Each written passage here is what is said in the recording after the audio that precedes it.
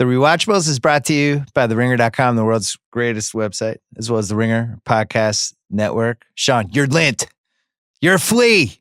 You're a blip. Dave is coming up next. Dave Kovic was an ordinary guy. Mr. Kovic, your government needs your help. Who just happened to look like the president. You're a very handsome man.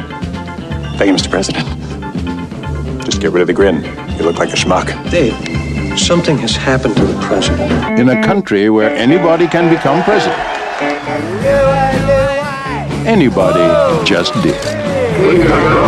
Kevin Kline, Sigourney Weaver.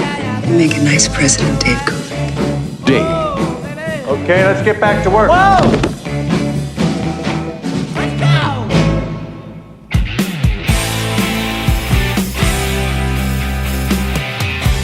All right, 25th anniversary of this movie in May. It might be the best movie of all time. I'm not sure. What in the world? I don't know. It's The Godfather 2 or Dave. It's incredible. 10-year-old so me good. agrees with you entirely. It's so good. It's so satisfying and just so easy to watch and so simple and so happy and so innocent, and it just makes me happy. It's just a happy movie. Innocent is a good way to frame it. It feels like it's from truly a different time. Feels like 100 years ago. Maybe a different country. Yeah. It taps into the same innocence that Clinton tapped into. I was like graduating college when he won president, and Clinton tapping into innocence is a Yeah. complicated Right. phrase. How did that Be work careful out? with that one. No, but it is Well, pre-Clintonian. Yeah. We believed in The Office, and you Mhm. see American President with Douglas too, and then leading a West Wing with Martin Sheen. But just when we kind of believed in that as an institution, and now you watch this movie in the Trump era, and you're like, oh, Yeah. But what was your reaction when watching? I thought it was impressive how old-fashioned it was. You know, it really was like a Frank Capra movie. And that was nice. I feel like we don't, I think one of the most often used phrases on this show is that like they don't make movies like this anymore, but they really don't make movies like this. Specifically the tone of it, which is like pretty earnest Yeah. and it's light comedy. You never see light comedy anymore. It's not slapsticky. It's not meta. It's like, it's light on its feet. Absolutely. Though I was surprised when I was rewatching that it has ideas. It is not just a comedy or a romantic comedy. We should talk more about the politics. I mean, I don't know how far we want to go, but it is a rich text. It is certainly of its era, as you mentioned, Bill. I also realized I had this movie on VHS and I had The American President, which you just mentioned, on VHS. And I realized that I basically learned about politics from these two movies. Right. Oh, yeah. Which is, and I think that there are a lot of people, if you put the West Wing into that, there's a whole generation, or specifically a whole generation of liberal thinkers who are shaped by these movies. And I don't know, fam. I feel like maybe I could have gotten a fuller education, but that's also on me. Yeah, it almost makes you wonder why there weren't more president movies. Like I made a list of just who the best movie presidents ever were, right? Mm-hmm. Not that many people. It's Kevin Kline as Dave, Michael Douglas, American President, Jeff Bridges in The Contender is My really, pick. I would vote for him actually right now. Guy Bill loved Pullman. sandwiches. He loved sandwiches. Bill Pullman Armageddon. Yeah. Independence Day. Independence Day. I mean, Independence Day. Jack Warden and Being There. Sure. And then Harrison Ford in Air Force One, which Yeah. gets thrown out by a lot of people as like, that's kind of what I would want for my president. And then there are way more movie presidents. I'm just saying that's probably my top 6. Some people go Morgan Freeman in Deep Impact. I just think that's a bad movie. Okay. Like the movie has to be at least solid for to make my list. But What about Peter Sellers in Doctor Strangelove? No? Jack Nicholson in Mars Attacks? I thought of that one. Did we like Mars Attacks? No, but I think it's one of those things that we all think we liked at the time. It's, the Yeah, I don't nostalgia even has know. helped it. I don't know if I even thought that at the time. Kevin Kline, it's interesting. Well, I mean, I'll blow casting what ifs now. Like this was almost a Robin Williams movie for a second. And it makes a lot of sense in a lot of different ways that this would have been a Robin Williams movie. And I'm not 100% sure it would have been a disaster as a Robin Williams movie, but I'm like 90% sure. Yeah. There's a 10% chance he actually reins it in and does Dead Poets Society Robin Williams, and it's actually good. I think it would have been fine, and it would have been a little bit more broad.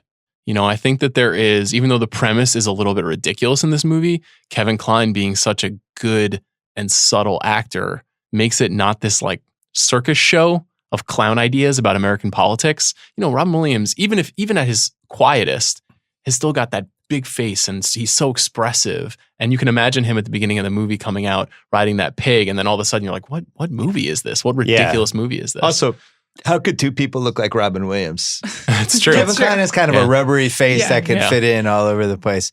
One of the big takeaways every time I watch this movie, which is not infrequent, is just how much I like Kevin Kline. Oh, me too. I love him in The Big Chill. I love him in this movie. I love him in Grand Canyon, which isn't even really a good movie. It's pretty flawed, but he's just, every couple years he pops in with a really likable performance, and he's one of a kind. There's a little Tom Hanks in him.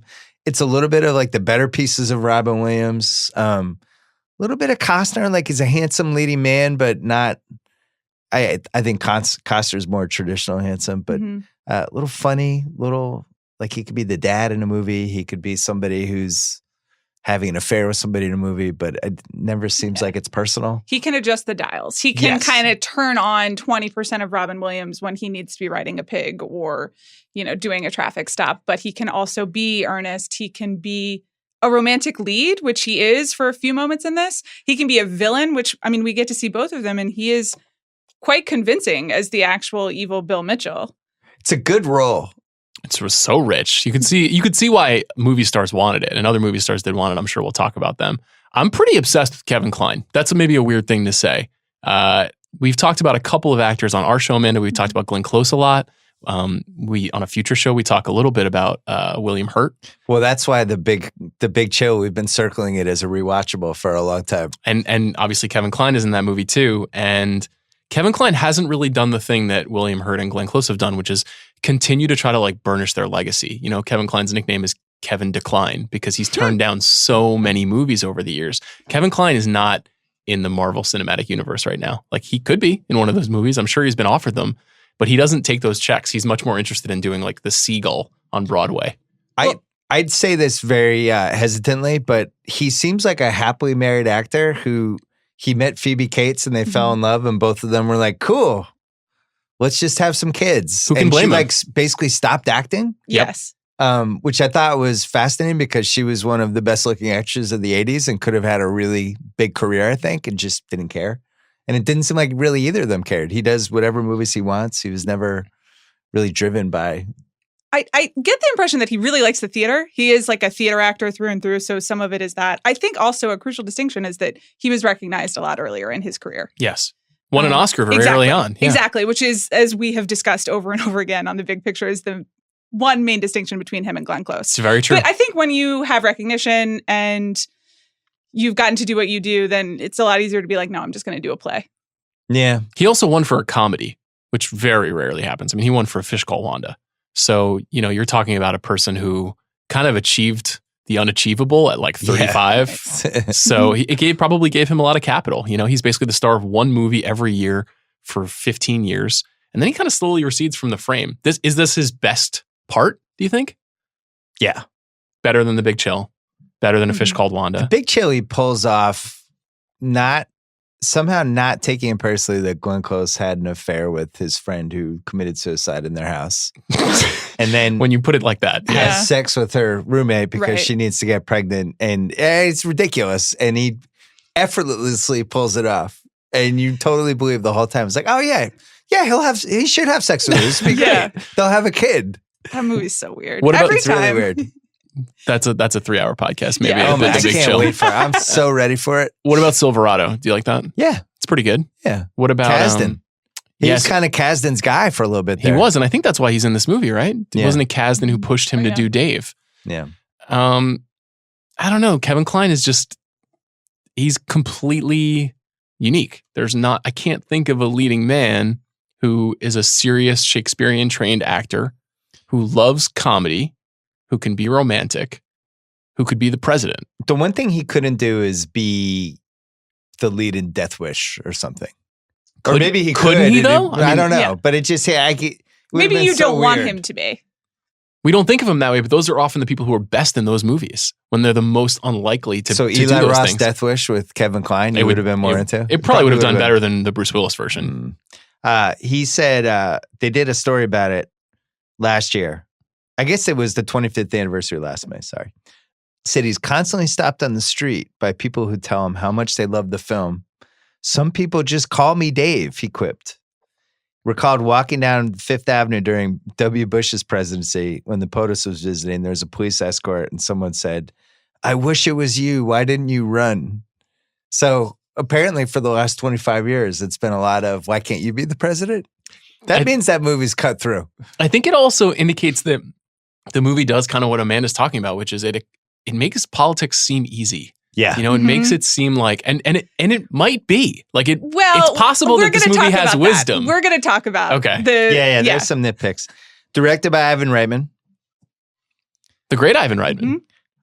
I'm just going to rip off the run from 79 to 93. Yeah, go. This is in order, nothing left out. Meatballs, Stripes, Ghostbusters, Legal Eagles, Twins, Ghostbusters 2, Kindergarten Cop, Dave.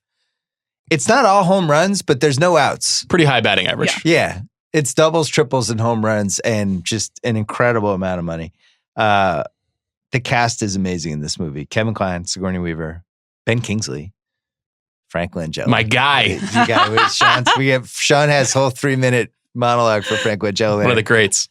Ving Rhames, fresh in one of the all-time IMDb runs anyone's ever had from 92 to like 98, which we talked about in the Con Air Rewatchable. Laura Linney, or as my wife calls her, Laura Linney. And Charles Grodin in his wig, in his giant, or whatever the hell's going on with his hair. Written by Gary Ross, who wrote the script while working on the Michael Dukakis presidential campaign. Nominated for an Oscar for this. Gary Ross is an interesting figure to break down a little bit too. His IMDb is a little less impressive than the Ving Rhames run, but he has some good ones. I mean, he wrote Big. He wrote Big and then Dave. So that's a pretty good start. Also, thematically, Mr. Baseball was in there. Joined. Oh, you're right. There is some Mr. Baseball. I don't You're know right. what that is, but Yeah, there's some bad. So Reitman said, purposely put an innocence into the film as a way of trying to capture the kind of thing that Frank Capra did in his day for this period, which is really the 90s. It's amazing how the world has shifted out of it. It's much more cynical and an almost impossible place. He said that last year. So some of my... This is pre-internet, 93. No internet yet. But we haven't been tainted by email, text, anything. But political movies before the internet were often cynical and kind of hard-bitten. Like some of my favorite movies about DC are like Advise and Consent or The Best Man or Failsafe. Like there are movies that are about this stuff that don't have that, like I said, that kind of like effervescence that this movie has. That sort of like, there's like a sweetness to this movie that is hard to do. And I suspect that Ivan Reitman spending 15 years figuring out how to make Stripes and Twins and movies like that brought a lot to the table. Because if you're Gary Ross and you worked on Michael Dukakis' campaign, Michael Dukakis just got like annihilated in the 1988 election. And you think he came away from that a little bit sour. But this isn't really a sour movie at all. Well, I also wonder, like, coming out of Watergate, and then all the DC politics movies were always like suspense thrillers and this is going wrong and the government's out to get us. And that played out for the next 10 years and heads into the late 80s. And then, you know, we win the Gulf War. People are a little happier, feeling pretty good in general. And then leads to this, what led to the Clinton election. It's kind of a happier time in America for a couple of years. I think then this movie happens. I think it also accurately portrays that there's actually only like a handful of people that really make decisions, you know, like it's Bob Alexander and he's controlling Bill Mitchell. And that's the way that a lot of administrations work. Well, that might be a nitpick coming up later. Okay. Yeah. The 2-man cabinet. Well, it's Bob and Alan just running the show. But is that actually how it goes? I mean, maybe. Many times in the last 2 years, I've thought, wow, there's literally just 3 people talking to each other and they're doing everything right now. Now it's Don Jr. and what's her face, the PR lady. Kellyanne Conway. Yeah. Also, just to bring in Vice, it's not dissimilar from the arrangement that is depicted in Vice, and they do a whole segment about the unitary executive, which is essentially what's happening here. Yeah. Rotten Tomatoes 95%. I know you care. Made $63 million. Roger Ebert, my guy, came through. 3.5 stars. All right. Boom. There we go. He said, this movie is more proof that it isn't what you do. It's how you do it.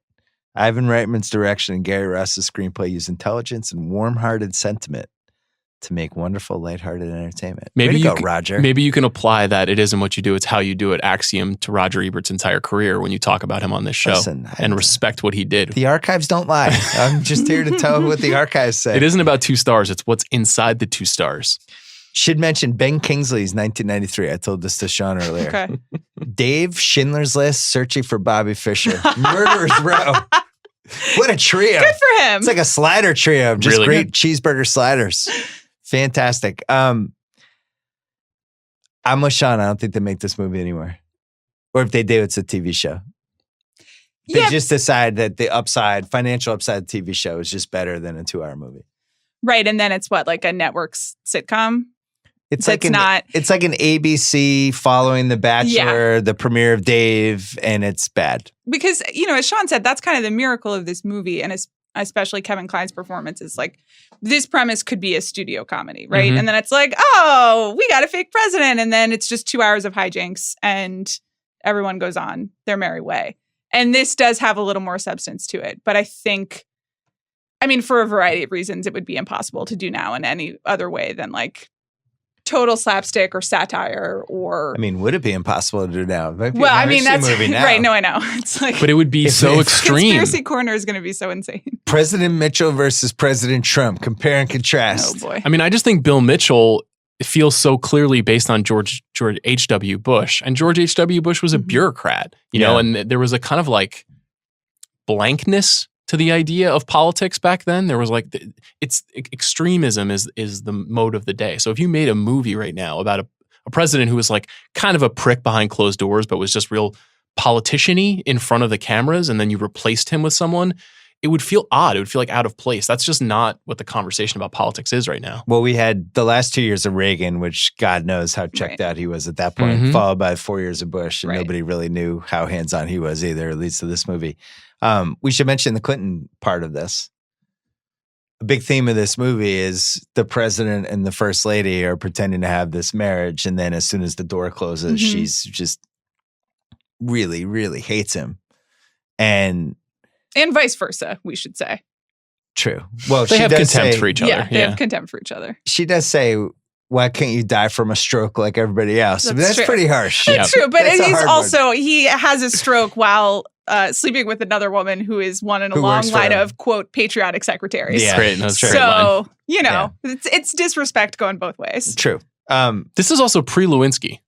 Lewinsky is not until 1995. So we had known about Paula Jones and things like that. There was some awareness of Bill Clinton as a potential philanderer. But in 91 and 92, the people were suspicious of the marriage. Well, even then, that it was it's an after the arrangement. Gary Hart scandal, which Right. figures prominently in the whole Dukakis actually running a campaign That's right. situation. So I think it's in many ways written with that idea and also the public-private stuff in the forefront. It also, they mention the tunnels and they say LBJ used the tunnels all the time. So it's in the public consciousness that presidents don't always do what they say they do in public. Yeah, I do feel like Clinton bled into this movie a little bit. Because you figure they wrote it in 91, 92, which is when he was running for president, then when he got it, and they start basically filming it probably tail end of 92. And at that point, people were at least like, what's this marriage like? That was the first time I'd ever really remembered people kind of debating what somebody's marriage was like who was the president. I don't know if it happened with like Richard Nixon and Pat Nixon. I don't know. You mean like questioning the marriage? Just like the general public going, what's going on with that marriage? You think they actually like sleep in the same bed? Like these were conversations we had in 92. I do feel like there was a major fixation on Ronald Reagan and Nancy Reagan, but they, by all accounts, had a functional marriage. Very happy marriage. Yeah, and kind of played to the crowd on that. So I guess it's different when you have suspicions. I think it was largely historically since the TV era, either disinterest or, which is I think totally Richard Nixon and Pat Nixon. I mean, there was a lot of writing about Pat Nixon at the time, but nothing that kind of withstood the test of time, or this like idolatry that comes with Camelot and Jackie and JFK and the sort of like the American ideal of the perfect couple. And that obviously was all a lie. But the way that we thought about that marriage is totally, I mean, think about how we think about Trump and Melania now. Like just set aside the politics. Just like think about how we think about their marriage. Like it connotes like no respect. There's not even like any intrigue really. It just feels so arranged that people don't even really consider it that way. Yeah. 1993 Best Actor. Tom Hanks, Philadelphia, he won. Daniel Day-Lewis, In the Name of the Father. Lawrence Fishburne, What's Love Got to Do with It? Anthony Hopkins, The Remains of the Day. Liam Neeson, Schindler's List. Loaded. I went into that research part of this going, why the fuck didn't Kevin Kline get nominated? Then I was like, oh, There you go. Jesus. Yeah. All 5 of those people could have won, and you'd have been like, makes sense. Fishburne was amazing He in is. that movie. Hopkins is probably the weak link, and he's good in The Remains of the Day. He Like is. I'm fine with that Yeah. one. So sorry, Kevin Kline. I didn't check the supporting actor to see if Ving Rhames got robbed because I think I like Ving Rhames' performance maybe more than those most. Let's hop to the categories. Most rewatchable scene. I have 6, but feel free to add some. The scene when Dave becomes Mitchell's stand-in, when they teach him and he runs into the guy and then he goes out and he does the God Bless America. Oh, that's Yeah. just really Great good. stuff. God bless you! God bless America! It has the right dramatic tone. It's just really fun. When he comes out of the stroke as the Prez. By the way, should we just mention what happens in this movie really quick? Sure, you want to Most people have synopsize it? seen it, right? I So hope it's ba- so. Please watch Dave if you haven't. Dave's amazing. By the way, Dave is on HBO Go. It's on Amazon Prime. It's on all those things. You can watch it right now. So President Mitchell, evil president, doesn't really talk to his wife, has the 2-person cabinet, has a stroke while having sex with Laura Linney, His secretary. his secretary. Dave, also played by Kevin Kline, had been his stand-in so the president could have sex with his secretary. They bring Dave back and they decide he's going to pretend to be the president for a little while. And then he decides he likes it. It's a great premise for a movie. The reasons why are really interesting too. I mean, one, Dave runs a temp agency in his regular life. So his job is just to get people short-term jobs. He has been hired for a short-term job. Yeah. And then 2, the reason that they want him to stay is because they think that the vice president who would stand to become the president if the president dies is a buffoon. And Bob Alexander, who runs his chief of staff, played by Frank Langella, Who's basically Dick Cheney, but we don't realize it yet Yes, because we haven't had exactly. Dick Cheney yet. yes, a power-hoarding master Machiavellian manipulator who wants to continue to control the office. And the way to do that is to put some rube who looks just like Bill Mitchell into the office. Though Dick Cheney was in fact George H.W. Bush's chief of staff. I believe he was the Secretary of Defense. Yeah, I don't Oh, think he was? Who he was was he chief of he was staff? chief of staff for Gerald Ford. Gerald Yeah. Ford. Okay. Anyway, maybe they know it's Dick Cheney is all I'm saying. So I'm sure it informed Yeah. it. Dave is Mitchell stand-in. Second one is the montage when President Mitchell's feeling better. I once caught a fish this big. Yes. I love happy montages. And It's then really good. the way they cut to the shows on that makes me feel nostalgic for the early 90s where it's like the McLaughlin Group and stuff. It's just really edited nicely and then using real senators to weigh in. Yeah. That's And just then a really it good scene. finishes with him throwing out the first pitch at the Orioles game, At Camden Yards. which is amazing. Also, is that real? Like, did they have the? Oh, yeah. I guess think that was so, still in the yeah. era where Yeah. they would just rent out Camden Yards, and it's really. I very suspect that what they did is they did Before it a right game. before a game Yeah. started. Yeah. Yeah. So that's 2. Another one. Dave fixes the budget in 4 minutes. One of my favorite classic. scenes in So, movie history. Yeah. We're going to get back Yeah. to that. 4th scene, Dave fires Bob Mitchell and gives the job speech about his new jobs initiative, which is a little flimsy. We'll get to that one later. Everyone gets a job. All right, cool. He Fifth pitched scene- socialism, just for the record. Right. yeah. 5th scene is his last speech in the stroke as Bob Mitchell's having the party where everybody leaves. That's an amazing 5 minutes. And I'm making this its own scene. Take care. Dave?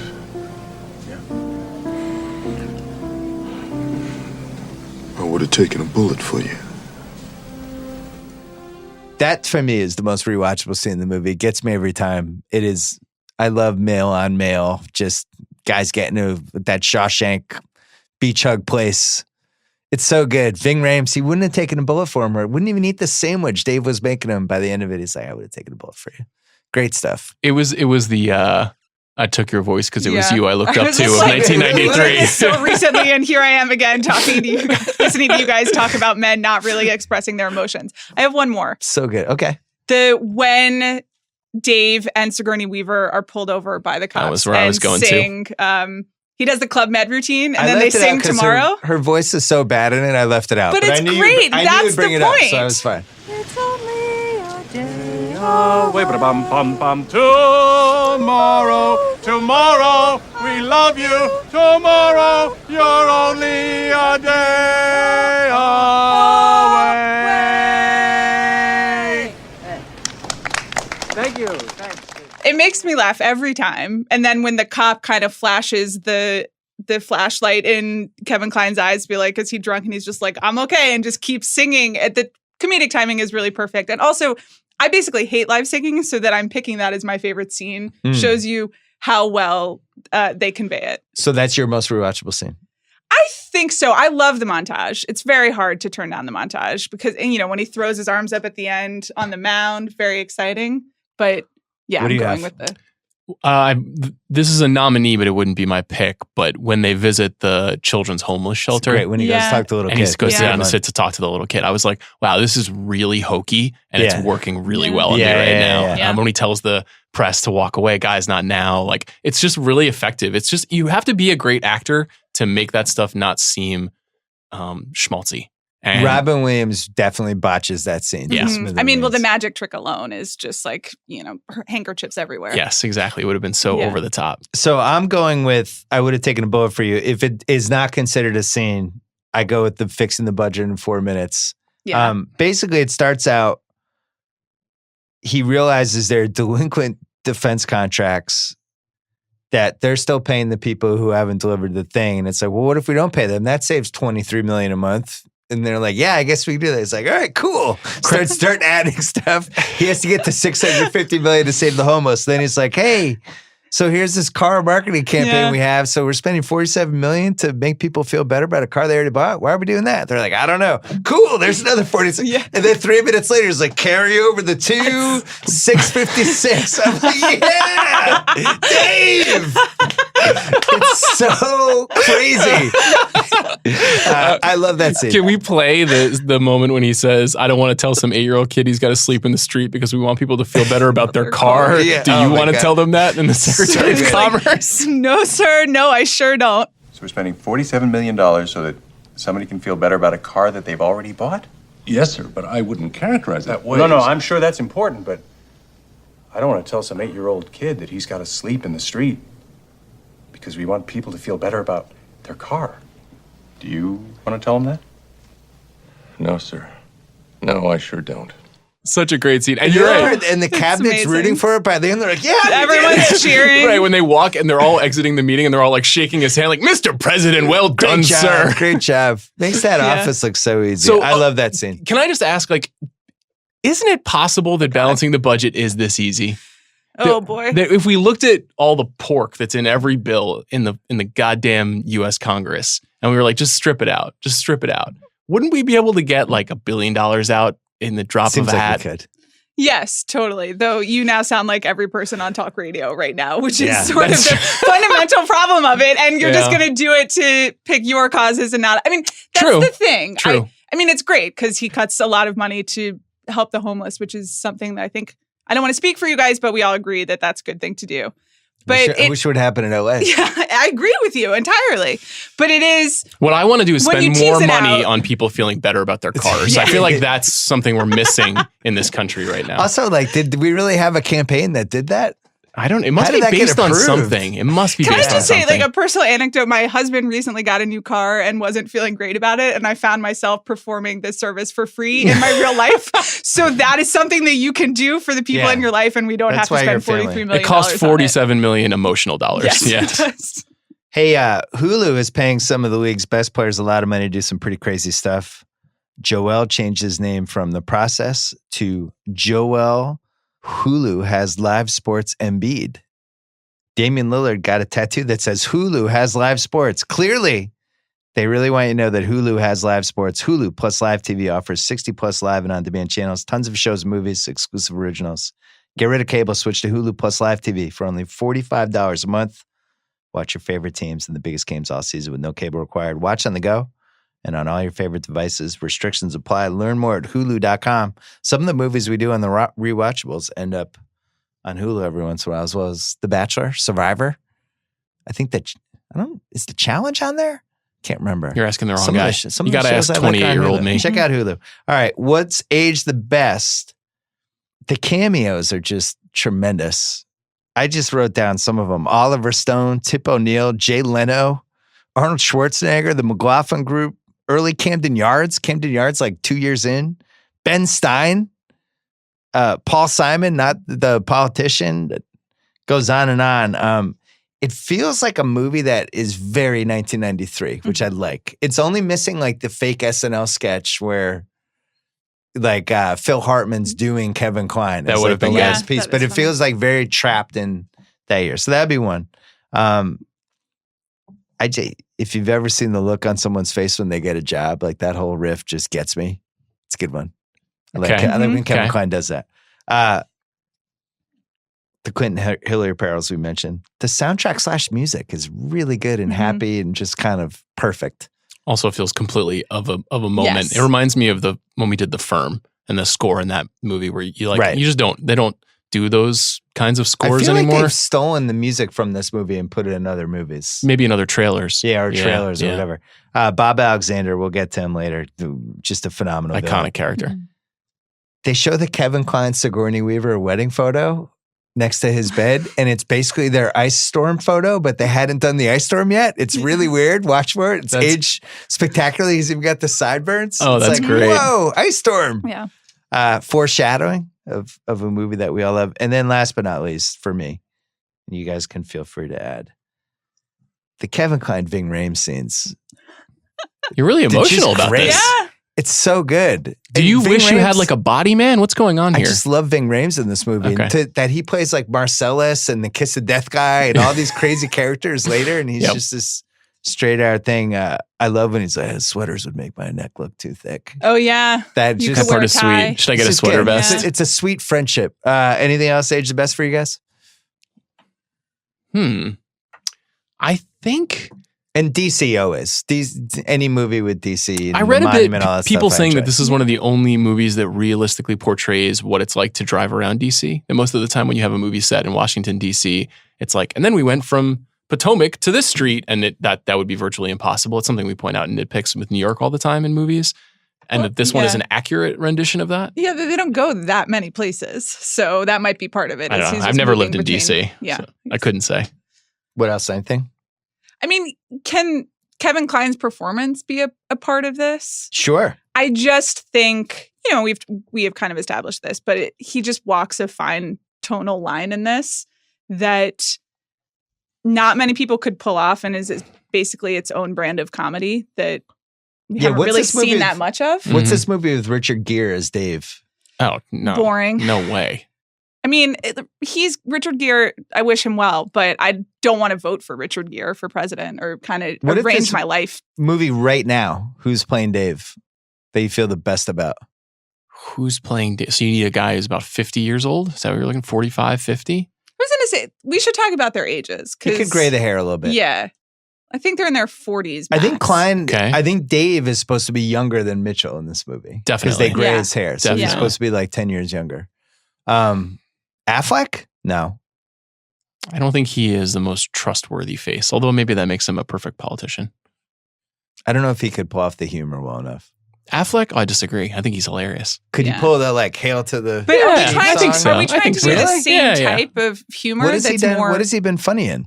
Every commentary on Kevin Smith movies, which are like the funniest that's fucking... actually him. I'm saying playing a yeah, character. but let him Oh, be I don't know. himself. John Hamm? Definitely. John Hamm as Dave. I think that would be good. All right, John Hamm. Make it happen. I feel like we put John Hamm up for every role, Yeah. and we're like, if we remade this, and we just land on John Hamm every time. Is that true? Yeah, like half the time. Okay. So I'm going with the cameos for me is age the best. The Oliver Stone one is really excellent. Incredible. So funny. Great job by Oliver Stone. They did a agreeing nice to do job that. of getting out of it quickly, so it doesn't like beat the joke in the ground. What's age the worst? This movie gets better as it is going. The first 25 minutes, I think, and I don't think it's bad. It's just probably the weakest part. And then, really, from the moment Mitchell goes down, the movie takes off. Completely agree. The first 15 minutes of it I realized how many times I had just caught this movie after it had started Yeah. on HBO. That's I why was it's like, a I great don't remember rewatchable. the beginning at all. Yeah. But then when we were 25 minutes in, I was just doing the lines. Like I just knew everything. And it just, that's a new experience. Like that is something that doesn't happen anymore. Because I don't think people are just kind of tuning into premium cable to watch movies as much as they used to. Yeah. And so the I idea agree. of just not remembering him coming in on the pig at the car dealership, and that's Stephen Root actually right there in a cameo as well, indicates that it's like, it is truly from a bygone era. Chuck Roden's wig or whatever's going on. It's a fuller head of hair than he probably ever had at any point of his career. I don't know what's happening. This is a pretty weird corner for you. Your The wig- obsession with Charles Grodin's hair. No, just hair when actors all of a sudden have full heads of hair. I'm always like, come on. Come on. I gotta say that like that's the most time I've ever spent with Charles Grodin on screen because, like I said, I had Dave on VHS, so it looks normal to me. I don't know any other Charles Grodin. Yes. Although the point that you made that if you look back in movies that he was in the late 70s, he's losing his hair and then all of a sudden he's got It's like McConaughey. McConaughey is like big flowing locks now. What are you trying to say, Bill? What's aged the worst? One more. Jay Leno. So Jay Leno pops in this movie. He's like, what is it with President Mitchell lately? I mean, has this guy been having too many Happy Meals or what? Is that the Just like- punchline? That's Yeah. the punchline of that's his the joke. punchline. Is this guy having too many Happy is- Yeah, Meals really, or yeah. what? And then he goes, I mean, geez. Yeah. I was like, wow, Jay Leno was bad. That it was just really, he was bad. Are you going to do your whole spiel about how when he was on Letterman, he was like a legend, but then he went to... Ken. I'm good. That's I've heard it. That's don't... I can't. I'll do it for Craig later. Okay. Craig, I got you. This is 26 years ago. 26 years ago, Jay Leno sucked. That's kind of amazing. Because Yeah. we think of him in like 2005 or pushing out Conan or then pushing Conan out a second time, like all of that stuff that happened. But it's like, he was not funny in like 1993. He was amazing in the 80s. I stand by 80s Jay Leno. Okay. Casting what ifs. Warner Brothers wanted a box office star, and Arnold Schwarzenegger was batted around at one point. That's weird for a variety of reasons. I think he definitely could have pulled off the Laura Linney cheating scenes, but Okay. All right. Wow, you're really lighting maybe the flame anything in with this the one, huh? nanny. Both Warren Beatty and Kevin Costner were considered for the role. And Beatty took it seriously enough, he decided not to do it, but brought Dave to Ivan Reitman. And that's how Ivan Reitman got the movie. Interesting. Costner is interesting. I don't think it works. He was certainly had the most power he was ever going to have in his career. And right around the time they were making this movie. He basically plays Bob Alexander in 13 Days. So he's got some interest in the executive branch. Robin Williams was considered for the lead we mentioned. Kevin Kline almost turned it down because he thought the character was too close to the A Fish Called Wanda character. I don't really see that one. I didn't either. I read that too, and I Seems couldn't like an understand what he was overthink. saying. Yeah. Deanne Waiters Award. This was tough. Grodin's in it. Ving Rhames, it's not really a heat check, but I just wanted to mention him. And then I think my choice is Oliver Stone. He's in the movie for 20 seconds and he makes like 7 threes. I have another nominee. Let's hear it. Bonnie Hunt. Oh, yeah. Oh, We're yeah, that's a walking, good one. we're walking, and That's we're good, too. stopping. We're walking. He's walking. He's Bob Alexander, our White House Chief of Staff. I can't believe it. What an honor, really, for all of you. We're walking. 42 presidents and their wives. That scene is really funny. Yeah. Yeah, she's pretty good too. What? All right, I'll give it to Bonnie Hunt. Actually, I'll wait to the next category. Half-assed internet research. The film's Oval Office set was reused more than 25 times. Yeah, so can I be really nerdy for a second? Yeah. So, and this makes sense, right? Because we've seen a million pictures of the Oval Office. So obviously it looks the same and it is very similar to real life. The residence in this movie is like no other White House residence on film that I've ever seen. And I'm comparing them specifically with American President and The West Wing. You mean like the sleeping quarters? The sleeping quarters, like Okay. the residence, and especially the president's bedroom, which figures prominently in The American President for obvious reasons. Mhm. And then is also in The West Wing because he takes meetings there.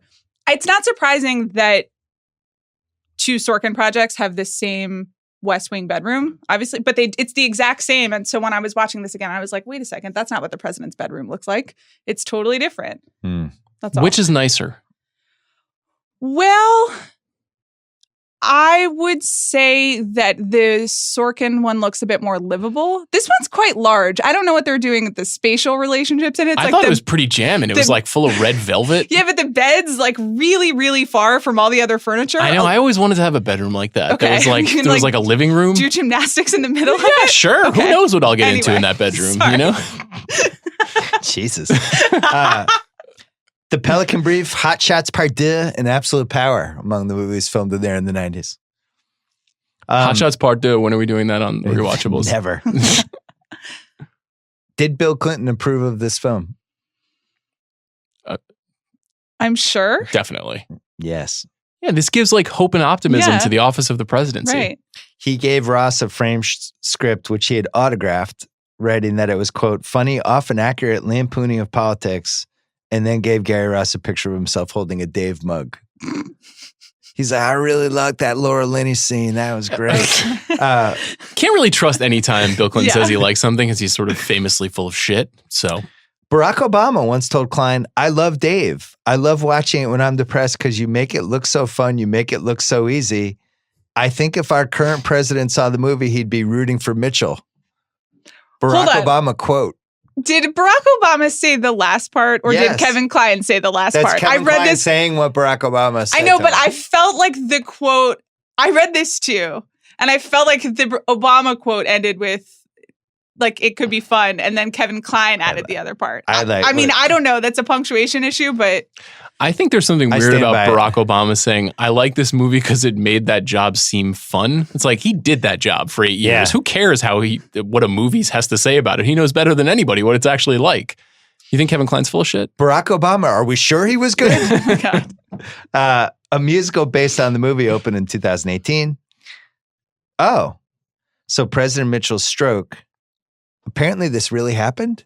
Nelson Rockefeller, the former vice president, New York governor, died in 1979 at the age of 70 during an encounter with his 22-year-old assistant, Megan.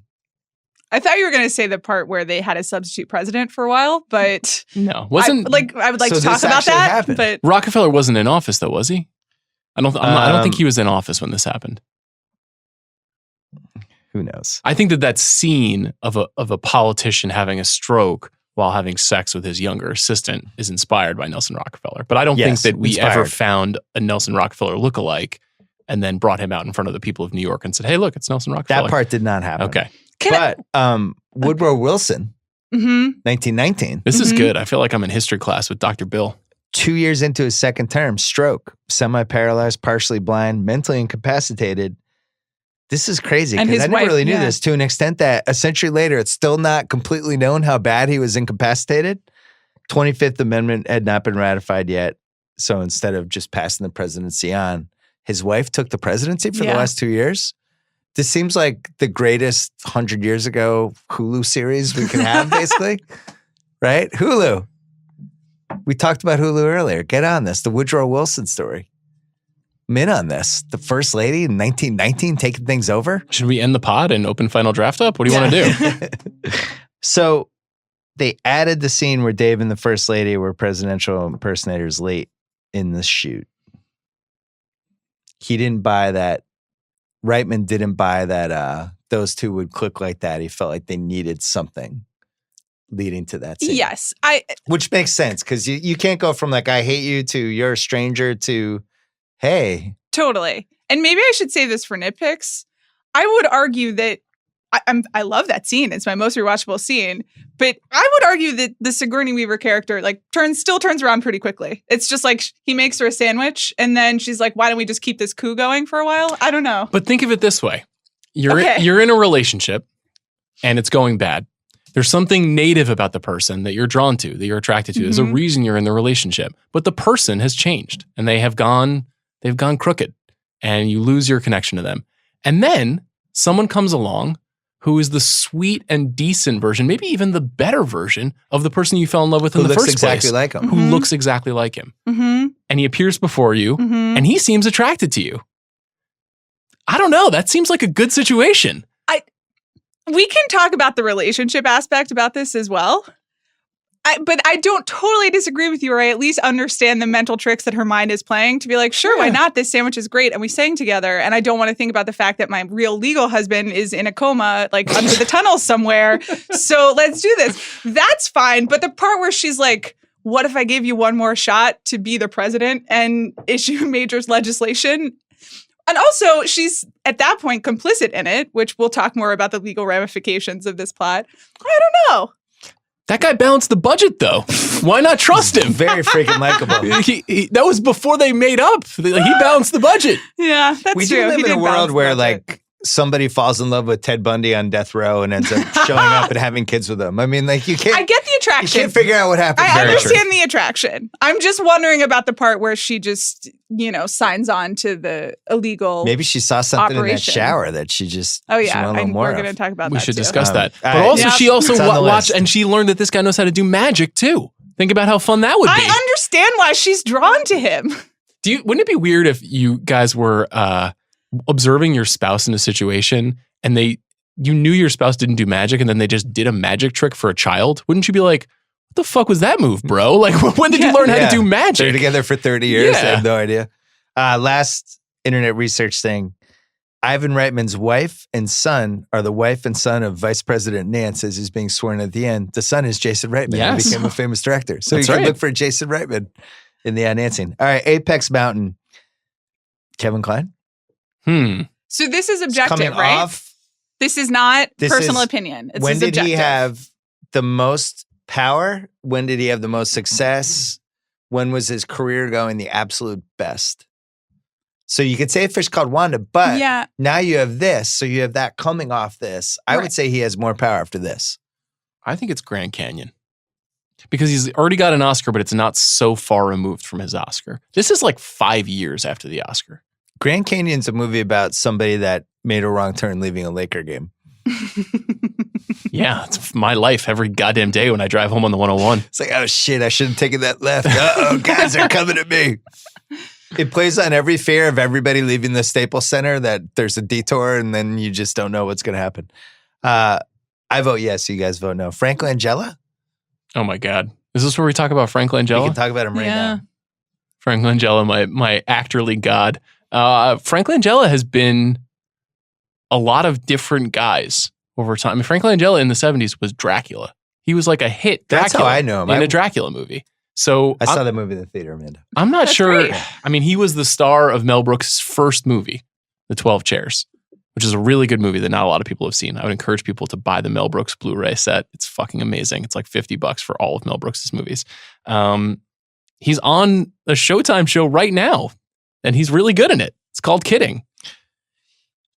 Him falling for Whoopi Goldberg is in the running for me for weirdest celebrity couple of the last 30 years. I don't know if it's the winner, but it at least should be mentioned. The Power of Eddie. Yeah, Eddie. Great movie. That a lot of great things happened from it. I love him in this movie because he dials it up. Mm-hmm. Where it's like, at some point he said to Ivan Reitman, "Should I scale it back?" And Ivan Reitman's like, "No, go for it." Like that scene when Dave's balancing the budget, and it cuts to Frank Langella, and he's just looking at the window, and he's like bulging his eyes like a freaking maniac. He really dials it up. I go yes for Frank Langella. This is like his signature move, his signature performance, in my opinion. I agree with that. I don't know if this was the apex of his career, but it's his most fun performance. I guess maybe Dracula was his apex. Dracula's probably his apex. Probably his apex. Nobody else in this movie is Apex Mountain worthy. Sigourney had peaked. What about Kevin Dunn? Yeah, maybe he's coming up. Okay. We can go to him right now in the Joe Pantoliano Award. Kevin Dunn. I never knew his name was Kevin Dunn until I started researching the movie. Really? Yeah, he was, for me, he was always that guy from Dave and Mad Love with Drew Barrymore, which I know Amanda's seen. He's had a good career. Have I? Drew Barrymore and Chris O'Donnell, they had a Mad Love. Oh, yeah. I think that's how they sold it in the room. Good stuff. That's good. Kevin Dunn has been in a lot of stuff. He's one of those guys. He's a great that guy. Truly that guy. Yeah. Mississippi Burning, Hot Shots, 1492, Chaplin, Dave, Beethoven Second, Little Big League, Nixon, Chain Reaction, Picture Perfect, Godzilla, Stir of Echoes, Snake Eyes, I Heart Huckabees. He's in a bunch of the Transformers movies. I mean, Warrior. Like, he's in a lot of movies, and he's been on Veep for the last 5 years, and he's really funny on Veep. You're saying we should call it the Kevin Dunn Award? I mean, he is Hall of Fame, that guy. He really is. Yeah. There were no other candidates for this award. The Saul Rubinek They Knew Overacting Award, for me, comes down to Grodin or Langella, because Langella really dials it up a couple times, as much as I loved him in this. I don't really know what Grodin's going for in this movie. I think it's one of his worst performances. I love Charles Grodin.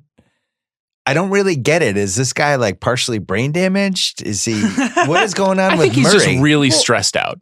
Well, and he's also supposed to be the audience stand-in, right? Of being like, really? We're doing this? He's supposed to be the skepticism in this movie. He has my single favorite line reading in the whole movie, which is after he helps him balance the budget and he puts him and he sends him off out in his car.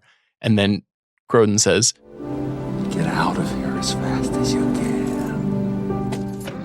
And it's like, that is how most people would react to the situation. Yeah. And I liked when they're about to balance the budget and he starts ordering food. And then it's like, how about some bratwurst with some mustard? Charles Grodin's like, what's going on here? Charles Grodin's like, I love bratwurst. Yeah. Who wins this one? Who overacts in this movie? I think it's Frank Langella. And Frank Langella's like, he's not a president. He's an ordinary person. I can kill an ordinary person. Could kill 100. That's pretty... He's going for it. It's a great rhythm, though. He's really bringing his own spin to it. Yeah, he's a theater actor. Yeah. All right, producer Craig was really excited for this category. Picking nits. I mean, fair enough. There are many. Yeah. There's some holes in this movie. Well, here's the thing. I don't know if there's a hole. It comes together. But if you just start unraveling anything, you know. Counterpoint. What if there's not? Okay. What if this is perfect? Okay. It is perfect. Well, it's the second best movie ever made. They, picking nit number one. They found a body double for the president so he could have sex with a staffer. Okay. I mean, weird. Couldn't have just done that anyway? It's a good point. No, it is really true because he's was just coming in and out of Clinton's office multiple times. Yeah, this is a good point. Though, can we just talk about the concept of a body double more generally? It's ludicrous. Oh, I was going to say I definitely think this has happened before in American history. Speak on it. Why is this? I mean, not for the purpose of... Not in the internet era. Not in the internet era, and not for the purpose of the president staying in the hotel. There was the Melania body double thing that, remember? Yeah. I thought she had been replaced. I'm still not convinced she wasn't. It could have happened for the purpose of the president having sex with an assistant in a hotel room, but the more general premise that they give, which is like, sometimes for security, we hire a body double and we send someone else out. Especially before the internet or even the cable news era, don't you think at some point someone was sick, they just needed a diversion? I don't know. I'm not willing to say it hasn't happened. I think it's possible. I don't think it ever to this extent has happened. Yeah, I would agree with that. I'm not saying that it's, they're among Nixon. us. Second nitpick. Probably even Nixon, but who has a more distinctive face than Richard Nixon, too? That's a hard one to replicate. What happened to Dave's temp agency during like the 5 months that he was the president? Faith Prince was crushing it. She was handling the phones. If I disappeared from the Ringer for 5 months, at what point would you start wondering what the hell was going on? Shades of Grantland. Meanwhile, I looked exactly like the president. And you not professionally, but you pretend to be the president at various events around the DC area from time to time. Do you think they replaced him in the temp agency with Chris Connolly? Oh, Jesus. Okay. I'm surprised it was still there at the end of the movie. Oh, boy. Oh, brother. I opened the door to that. I regret it. Yeah. You're right. It makes no sense. Dave literally disappeared. I guess maybe Charles Grodin. It's his temp agency. Well, he called and said he met a gal, and then he was in love, and he was going to Hawaii to get married. She was Polynesian and American. She was Amnesian. That's one of the stickiest lines in the whole movie. But wait, is it really 5 months? The timeline here is another thing that is confusing to me. It is. It's also like confusing because the movie it's fall when the movie starts, and then it's fall when the movie ends. Right. Well, they say at the end that once they switcheroo back to the real president, he's in a coma for 5 months before he passes away. They say that in the voiceover because I was confused about the timing and paying attention. Okay. So Intentionally ambiguous. okay. Another nitpick. Yeah.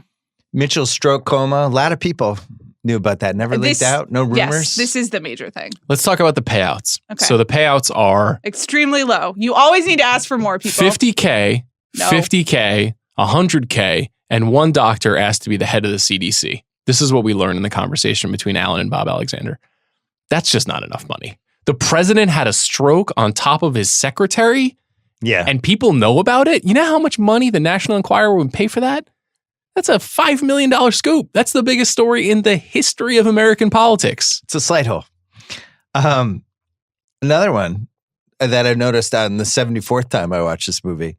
So Dave's wandering around on the balcony as President Mitchell, looking out, and then he wanders over to see the wife, and he's looking out at the monument, all these places. Like, security concern? yeah, I had the same thought. Sniper across the street, like, oh, there's the president. What? Wait, hold on. Let's go back to your thoughts on snipers. You think the snipers are just like on the White House lawn? No, I'm saying like where he was, you could have somebody who's a mile away with some gun who's like in some hotel or something that could see him in the balcony. I think they do have like roof and air rights under lock around the White House for just that reason. I mean, maybe. But I had the same thought. No way. Here's the only piece of data that I can offer you, which is from the, as we all know, factual television show Scandal. But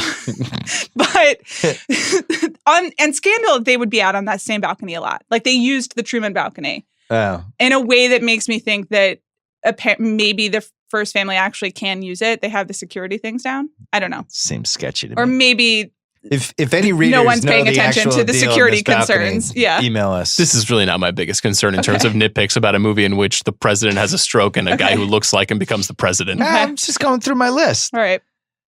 The president and the first lady leave the White House, but then they are able to get back into the White House. That part's more unrealistic than them leaving the White House. What do you mean getting back into the White House? They pull up to the front gate and the guy's like, oh, it's you guys. It's like, how do you know it's you guys?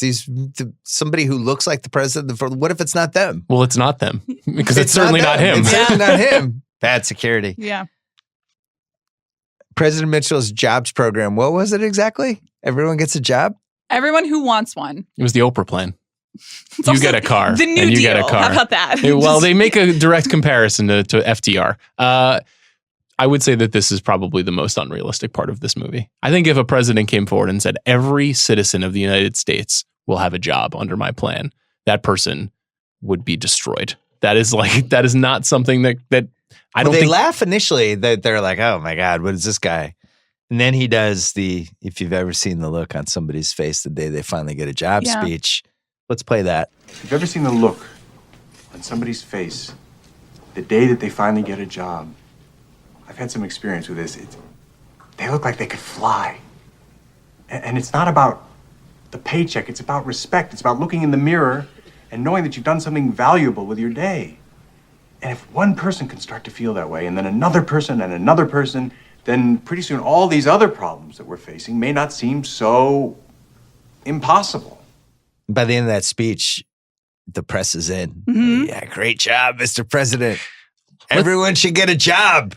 Let's underline some of the ideas that are there. He runs a temp agency. Yeah. He doesn't run an agency that gives people full-time jobs. If you've ever gotten a temp job, and I have gotten a temp job, you know that you don't really want to sing from the rafters when you get a temp job because it's a fucking temp job. Those jobs suck. It's nice to get money and it's nice to get some security, which is what he says it's not about. He says it makes you feel like you can fly. I have some problems with that part of the speech, but it is moving. It's good acting. Why wouldn't Bob just let the VP take over and then bulldoze him? Well, because there's an expectation that maybe he would fire Bob. He would not keep him on. Boy Scout. But maybe he wouldn't keep him on as his chief of staff. So the better plan is just to get this random guy from the temp agency who looks like the president is going to be the stooge? Well, it's not really thought out. They don't know that he's going to have a stroke. They don't know he's going to have a stroke. He just sees an opportunity. Yeah. It's Bad plan. It's a fair point. Maybe you wonder about whether Bob Mitchell was really a good chief of staff or not. We learned that Vice President Nance is a good and decent man and public servant, and he probably wouldn't suffer a devious fool like Bob Alexander in his administration. Okay. Best quote, why can't you die from a stroke like everyone else? You're lint, you're a flea, you're a blip. I'm going to kill him. You can't kill a president. He's not a president. He's an ordinary person. I could kill an ordinary person. I could kill 100 ordinary people. And then the speech. I love that you're Lent, you're a flea, you're a blip. This is great. It's so insulting. Do you understand? You're nobody. I'm not nobody. You're lint. You're a flea. You're a blip. Don't ever say that to anyone, Sean. I say it to our staff every morning. I look everyone directly in the eye. I look Craig directly in the eye and I say, Craig, you're lint. Could this be remade? New category. Could this be remade as a 10-episode Netflix series? I say 1,000% yes. I'm actually in on this. I would be in on this as a series. But how similar is it? Will you make it to the 2019-20 Sure, version of it? but is it an optimistic comedy or is it like the story of a coup and a cover-up? And I mean, I think now you would make it like if Trump got replaced by a body double and became a much better president. I actually think that would be a pretty interesting movie. And people are like, what's going on with this guy? I guess so, though. He's so eloquent now. Right, but then doesn't that inadvertently help Trump and kind of do some of the... You just humanizing him, you mean? Yes, exactly. Or it humanizes the policies and it's like, it's not the platform, it's not the administration that's the problem. It's just, we don't like this guy. So if we just found another guy, everything would be okay, which is sort of the underlying issue with this movie if you really think too hard about it, which you should not because it's a great movie. But it's this idea of... That's what we do in the rewatch. All you need is like a nice guy and then he can be president and it'll be fine and the country will be great. Yeah. I don't know. I think it has to... I still believe in that. This is a little Pollyanna and a little pretentious, but I think the point of the movie and the reason that I compared it to a Frank Capra movie is because it is about ideas. It is about trying to use public office for good, for decency. Mm-hmm. And that is like the primary point of the movie, is that if you disentangle the complications of politics, ego, money, vanity, sex, all the things that tend to distort people when they get power, you could do something good for people's lives. Now, not everybody sees government that way. Most conservatives do not. But if you believe that idea and you wanted to make a show like that, and that's kind of the sort of show that Aaron Sorkin tried to make. I mean, that really is what The West Wing is. He really believes in that. He's like a true believer in, my dad went to school on the GI Bill, and that's something that happened because of the government. And because of that, he got educated, and then he had kids who were educated and more successful than him, and so on and so forth. So if you buy all that stuff... Sure, but his president is like a Nobel Peace-winning prize economist and also the most educated, and it's accused all the time in the show of being like an elitist and too smart and too experienced for his own good. No, but I'm just saying that he is infusing experience into his president. And I think that the one part of the setup that would hit me the wrong way today is the assumption that, not the assumption, but the implication that anyone can be president. Right. That just like any guy, as long as you have the right priorities, you can be president. I think that takes us down some rocky paths, or possibly already has. Yeah, it's complicated. I'm not sure. I mean, I'm not necessarily a believer in like the most privileged person getting the job. No, and I don't mean to equate like a Nobel Prize with experience or the only way to be a president. But I just meant that that Sorkin clearly thinks that you have to have experience and have to have been a politician and have done that work to be president. Yeah, I think Dave would disagree. So yes or no, 10-episode Netflix series? No. I think I've answered no virtually every time on this category because I don't believe in it. I think we got Dave the movie. It's fucking amazing. I think it would just be very different and we might be bummed out by it. Okay. Probably an answerable question. Wait, what's your answer? I think it can be done. Okay. I'm ready for another president series, just in general. Okay. Dave was divorced in this movie. Who would divorce Dave? He was such a good guy. What was wrong with that person? He's a little bit... Why do you think the marriage fell apart? He was too idealistic for her? He's a charlatan, actually, I think is really the problem. He's a magic trick spewing charlatan. If you look at the way that he forces his friend to hire people to sustain his business, that's not really that's a complicated thing. So you think the divorce was more his fault? Well, we never get a chance to meet his wife. He's a little flighty. I mean, he does kind of stumble into this arrangement without thinking too much about it. He's like, oh, sure, I get to sit in the chair and I'll be the president. Why not? And he eventually realizes the responsibility that comes with that. But at the beginning, he's like, whatever. He seems impressionable. Based on his rendition of Oklahoma, bullshit. He may sing too much in the home, too. You think he's annoying? He could be annoying. Is it a tough hang after like 3 years? Could be Is Dave a tough hang? Great hang, tough hang. Would Dave, when he was running for office, ever come clean that he was actually President Mitchell for 5 months? Would he ever do that as, I've done this job. I was actually, you guys didn't realize it, but I was actually the president. You mean guys after all he love got me. elected as a councilman? Yeah. Like he's trying to be senator. You mean, I actually did this job. Are you That's a asking, good question. should he or would he just by accident? Should he? Should Would that he? help or No, hurt because him? then he would be arrested as part for treason against the country. Would he? Is that true? Would he be arrested for treason? No, or maybe not treason. I guess I don't know what the legal things are, but it's definitely not a legal series of He's a true events. I think Patriot. isn't like impersonating a government official a crime? This is literally a coup. I don't mean to It be is a like coup. explainery, but this is a great coup. coup. It is a coup d'etat. So, no one elected any of these people or allowed them to make any of the decisions that they're making. I think they did a great job, or at least Dave did. I But agree. it is technically a coup, so don't go around admitting it. The shower scene. Yeah. I have been preparing for this since you said we're doing a Dave Rewatchables. Based on the First Lady's reaction, was Dave more or less healthy than President Mitchell? I want to kill myself. I don't understand her reaction. It is coy. It is coy. Was it a whoa reaction or a what's going on reaction? It's just unclear. Well, And then it comes back later and he's Yeah. like, was it the shower? And he's like, no, it was when you looked at my legs. I thought you were going to do the latter. I thought you were going to do the shouldn't she have known. That's a very common male reaction I find to this movie. Oh, that she should know? Yeah. She should recognize. Because there's a vast world of differentiation? Well, more to the fact that if they're married, she should be able to recognize. Well, I think if you've seen somebody naked for 30 years and then there's somebody else naked, it would be hard to completely match the nakedness of the other person. That's true. They haven't seen each other naked in a long time. True. Which is, I think, kind of what that reaction is like. It's possibly like something might be different here. I think she's impressed. I think she's genuinely impressed. I don't know whether it's impression and also confusion. Like, is this doesn't match up? But huge X factor here that we're not addressing, which is he's in the shower. So there's some earthly components that are changing physiognomy. Yeah. So who knows how that affects it one way or another? I'm going with I'm going with impressed. What was the phrase that you used? I said healthy. Healthy. Okay, good. Who won the movie? Kevin Kline. Can't believe this is a podcast. That was easy. Kevin Kline won the movie. Yeah, I agree with you. Yes. Shout out to Ving Rhames, though. Yeah. Great Ving Sure. Rhames. Sure. Make a stealth case for Ivan Reitman. I think just because this is the kind of movie that I just feel is just really hard to do and to have the right tone and could go wrong in so many ways. He's at least. Is this his last great movie?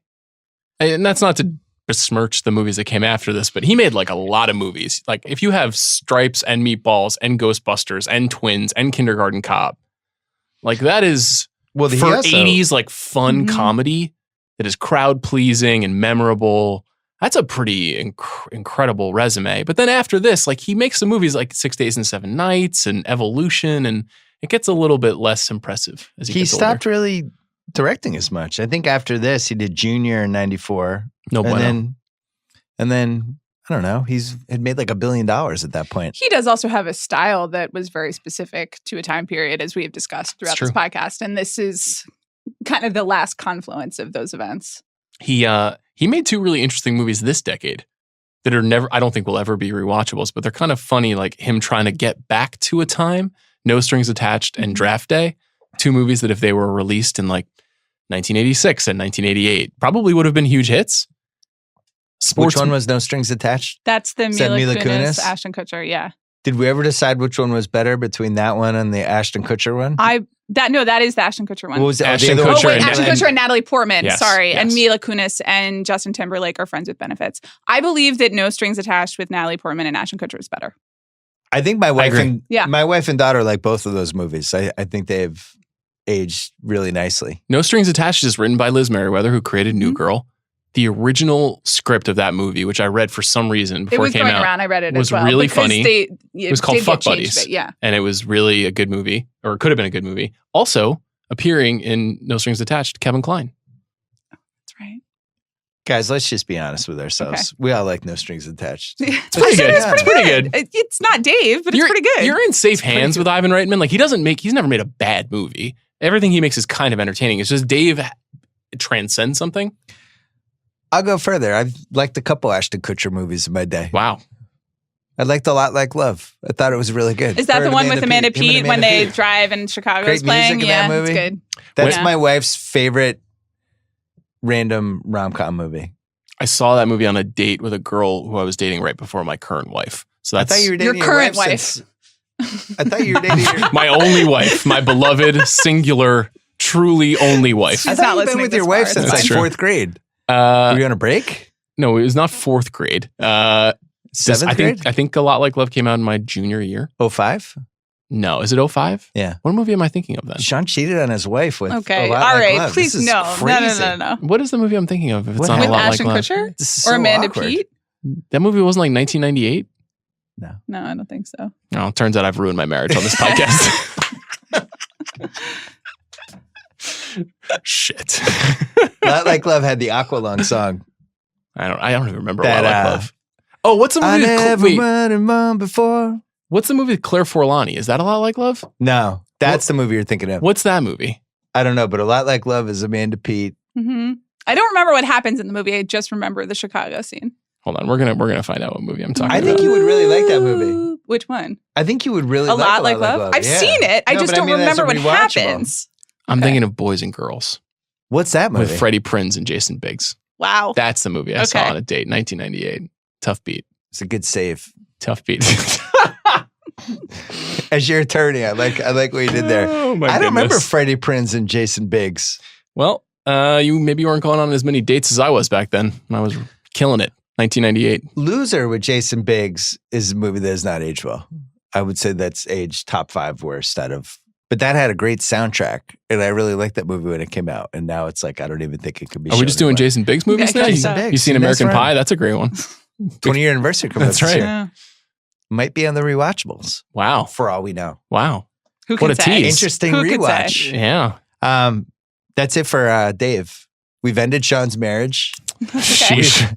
We found out about President Mitchell versus Kevin Kline, who was healthier. We picked it apart. We figured out how to manage a budget. Yep. We solved the problem of American politics Yeah. and destroyed my personal life. So this is Great. a good Congratulations. podcast. Next week on the Rewatchables is Reality Bites. Yeah. Reality Bites. And then a week after that, Is 4 weddings and a funeral. no, it's not anymore. Oh. What? Oh no. Are we It's still been doing canceled. No. it? Canceled? Canceled. What the hell? Canceled. Why? How did this happen? Got canceled. Who canceled it? It got bumped. It didn't get canceled. It Okay, got canceling postponed. is getting that. Okay, Got Postpone's bumped okay. to like 2029. It All got, right, we're gonna have a conversation about this. It got bumped for Fletch. Okay, Yes. I'm gonna do a solo 4 weddings and a funeral rewatchable like in your office as a sit-in, and it's just gonna be me yelling about 4 I gotta weddings and a say- funeral until you record it. One of the problems with 4 weddings and a funeral brother. is I'm not sure we have the second person for you for that movie. You might be the only one on the staff who really loves it. I You don't might have to- understand we might have to go that. outside ringer circles. It's for one your of the co-host. classic Yeah, rom-coms. 4 weddings, 1 funeral, and 1 podcaster. Yeah, Maybe you solo it like Tom Hanks in Castaway. I you do don't like Castaway, 4 but weddings? I'm not a Hugh Grant guy. Wow, this is blasphemy. I I've mean, never I been a just Hugh Grant guy. You I waited don't until get it. after this podcast to tell me, so I wouldn't be upset. I don't get the Hugh Grant thing. I never understood why he Okay, was in but 7 so straight movies. Can we over make 4 a years. deal here like they do in American President? If I find someone who will do 4 weddings and a funeral rewatchables with me, can I do it? You need to get your Charles Grodin You to can- balance the budget. You can absolutely 100% do it. Okay, But thank you. You might have to go outside ringer circles. I will find someone.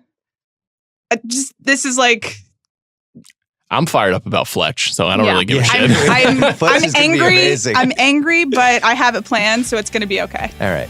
Amanda Dobbins, Sean Fennessey, thanks as always. We will see you next week on the Rewatchables.